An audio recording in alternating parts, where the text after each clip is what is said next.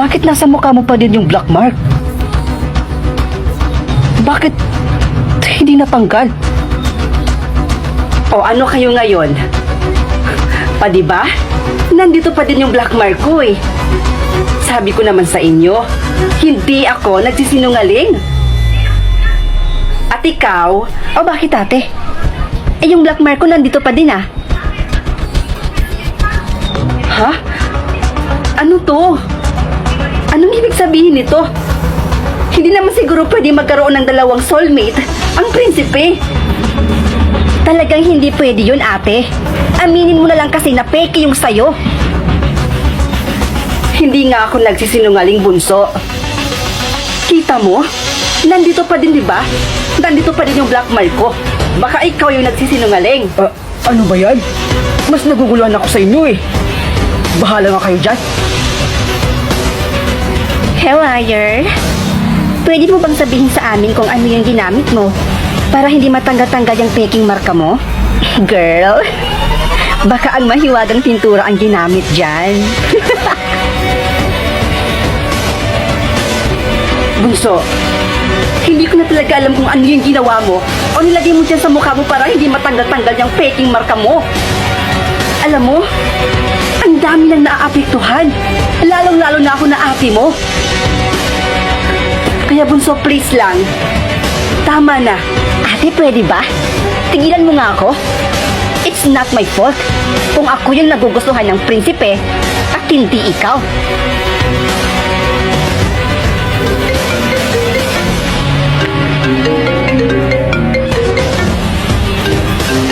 Ano to? Hindi familiar sa akin yung number, ah.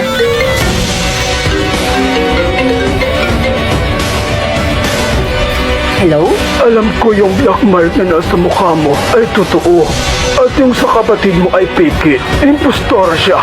Hindi niya matanggap-tanggap na ikaw ang soulmate ng prinsipe at hindi siya.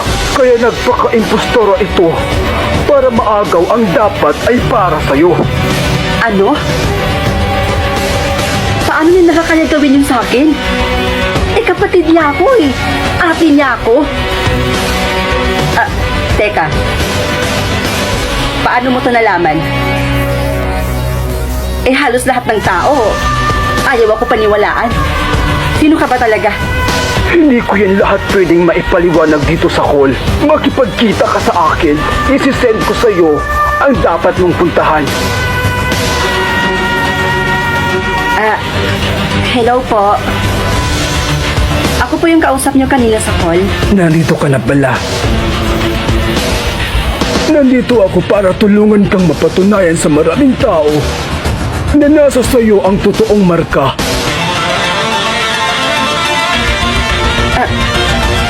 Sa anong paraan po?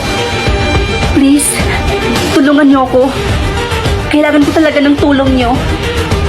Ang paraan upang maipakita sa lahat na nasa sa iyo ang tunay na marka ay sa pamamagitan ng pag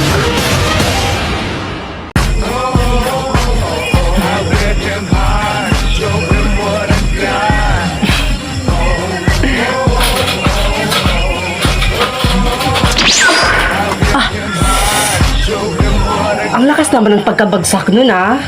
Grabe naman yun. Love, kanina ka pa dyan ah. Halika na dito. Inaantay ka na ng mga bata. Love, sige na. Katrabaho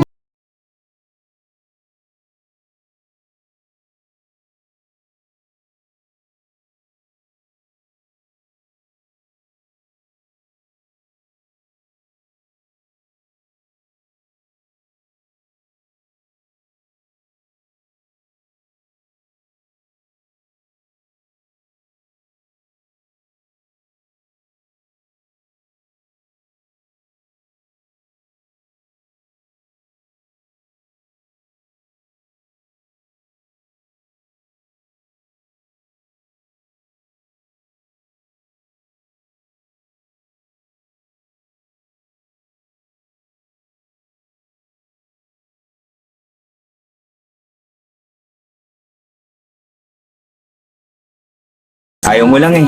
Pero sige, okay lang. Alis na ako ah. Oh shucks, ang ganda mo. Sandali. I love you. Di ka sa tabi ko. Ngayon O, bakit? na, baby, oh. Nabigla kita, no. Sorry, I love Ano yan? Tingin sa mata ko. Ang diri-diretso. Eto, Oh, shucks, nilalapit na nga yung pisngi para makahalik at makaalis ka na. Halik naman na mag-ama yun eh. Paano yan? Okay na ako sa kung Teka, may tayo. saan mo pala gusto humalik? So ay hindi Love, babago. asawa mo ako. Mahal kita. Kaya dapat, sa labi mo ko hahalikan. Ating Ano? ibig ko sa'yo sinta. Ako ang iyong alam. Teka lang. Ikaw ang aking Ba't naman sa labi? humiling ako. Tinatanong pa ba yan? Posible makasama Love, ka. normal na lang sa ating mag-asawa yun. Yung panghuli ba? Di ka pa nasanay. na ang punta. Di baling Pero sige, alis na lang ako. mundo. Kung ang kapalit na may magamit aking apelido. Sandali. Sa tabi ko, tayo na baby, oh. Nabigla kita. Eto na. Sorry, I Pero love saglit lang ha. you. Sa mata ko, Yun. diretso. Oh shucks, ang ganda mo. Hello, I love you. Di ka sa tabi ko, tayo na baby, oh. Nabigla kita, no. Sorry, Teka. I love you. Tayo na baby, oh. Akala ko ba, saglit lang kiss lang. Sorry, I love you. Tingin sa mata ko. Parang ano naman yun? Diretso. Oh, Bakit? shucks, ang ganda mo. Sarap mo umalik eh. I love you. Di ka sa tabi ko. Tayo na. Sige na. Alis na ako. Nakita, no? Sorry, I love you. I love you. Bye-bye. Sa mata ko. Ang diri-diretso. Oh shucks, ang ganda mo. Hello, I love you. Di ka sa tabi ko. Tayo na, baby, oh. Nabigla kita, no. Hello, I love you. Oh, kalma. Kalma. Huwag mo naman akong bigyan ng dahilan para tabihan ka.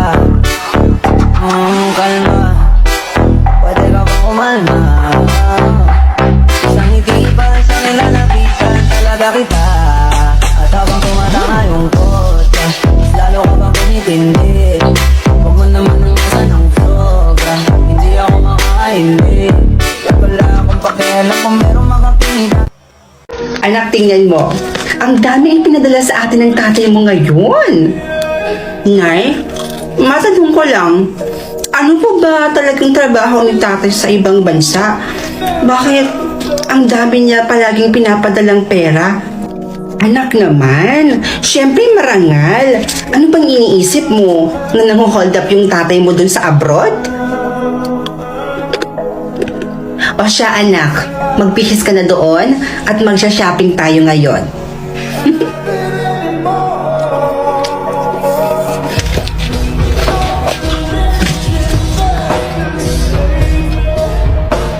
Nay, nagpadala na naman ba sa inyo si tatay?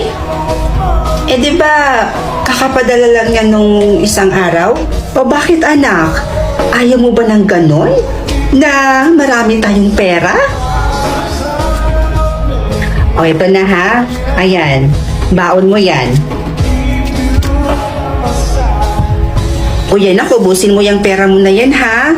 Kung gusto mo, mag-shopping ka ngayon din. Oo, para mas mabilis maubos yung pera mo. Tapos kapag naubos na, humingi ka sa akin ulit, ha? Ano kaya kayo ng mga kaibigan mo? Puntahan nyo kung ano yung gusto nyong puntahan, mag-travel kayo, ganun-ganon. Gumastos ka lang anak, humingi ka lang sa akin kapag naubos na yung pera mo. Huwag na po, Nay. Itatabi ko na lang ito. Sayang din pangdagdag ng ipon ko. Bala ko kasi sanang bumili ng sasakyan.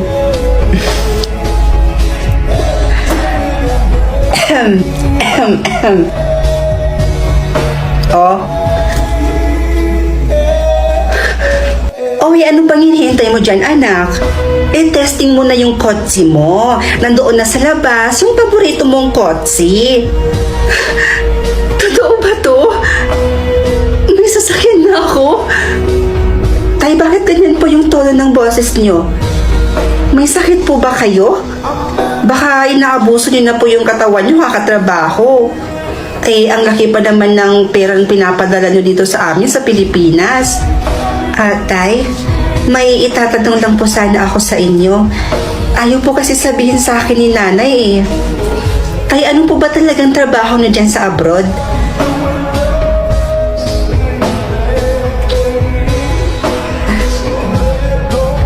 Sige po, Tay. I love you too.